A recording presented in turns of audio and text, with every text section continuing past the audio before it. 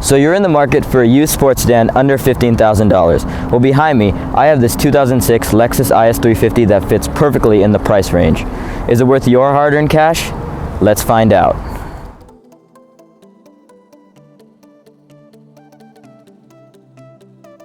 Why don't we check out the cabin first, where you'll be spending most of your time. So inside the cabin, this car has a lot to offer. We have these really nice heated and cooled sport leather seats, dual zone climate control, paddle shifters, and plenty of storage room. This car can also be had with the Bluetooth navigation system, but do yourself a favor and save the extra money. It's an extremely outdated 11-year-old system, but don't be too sad that you'll be sacrificing Bluetooth. All of these cars come standard with an aux jack for all your music playing needs. Another cool feature of this car is that it has keyless entry. As you can see, I have the keys right here, and all I have to do to unlock it is place my hand on the door handle. And then when I want to close it, I just close the door and press this button on the door handle, walk away. If you can, try to get this Lexus with the Sport package. It adds this really nice understated wing, 18-inch alloys, and wider 255 tires in the rear. Powering this beast is a 3.5-liter naturally aspirated V6 cranking out 306 horsepower and 277 pound-feet of torque. This all goes out to the rear wheels through a 6-speed shiftable automatic transmission. That's enough to get this car up to 60 in a sprightly 5.3 seconds, but unfortunately it suffers in the gas mileage department. The EPA estimates it to get 19 miles in the city and 26 miles on the highway with premium unleaded fuel. Shall we go for a ride? With 306 horsepower and 277 pound-feet of torque on tap, I want to test out the acceleration. So here I am on an on-ramp, and I have to accelerate to freeway speeds almost instantly.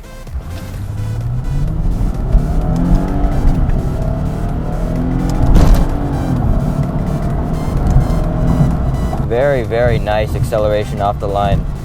I had a little bit of wheel spin. That's probably because I floored the gas pedal. I'm already at 80 miles an hour. I also noticed this car has a really nice exhaust note at high RPMs, but at low RPMs, it sounds like a freaking remote control car. One thing I really like about this car is the steering. I feel that it's perfectly weighted. Really nice for the back roads and cornering, but also really nice for daily drivability. One thing I don't like about this car though is the transmission. I feel like it hunts top gear a lot, especially on the freeway. It kind of ponders where it wants to go, like the shifts aren't definitive and exact. It takes a while for it to downshift or upshift. This is especially evident when I'm in stop and go traffic, where I don't come to a complete stop but I hit the brakes. The transmission downshifts, and then when I accelerate it upshifts, so it kind of gives for a jerky ride at times. I also like the brakes on this car, especially for a 10-year-old car. The brakes are still really nice and sticky. The pedal is very responsive. I get instant feedback when I press on it.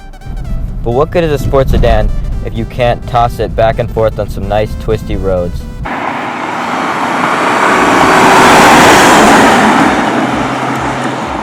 So here I am on some nice twisty back roads. Has a very nice planted feel. As I said, the steering is awesome and makes for a really, really nice cornering.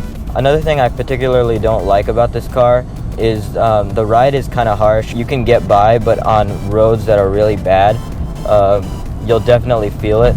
I mean, I know it's a sports sedan, but it's still a Lexus and still a luxury car. So I've showed you enough about this car, but let's take a look at some of its competitors. The most obvious one is the 2006 Infiniti G35 sedan.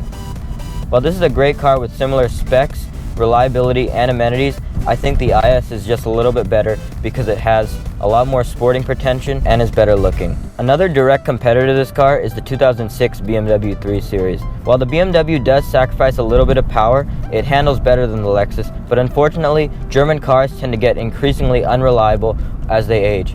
Take me as an example. I own a 2002 BMW 3 Series and I've spent over $4,000 in repairs in the last year. The Lexus is a Japanese car, and Japanese cars are historically very reliable. So what's the verdict on the 2006 Lexus IS350? Well, you're getting plenty of practicality, creature comforts, good looks, sporting pretension, and reliability, all for under $15K. seems like a steal to me. As always guys, thank you so much for watching. If you like this video, please leave a thumbs up down below. I really appreciate the support. And if you haven't already, subscribe to my channel for new weekly automotive reviews, news, and how-tos.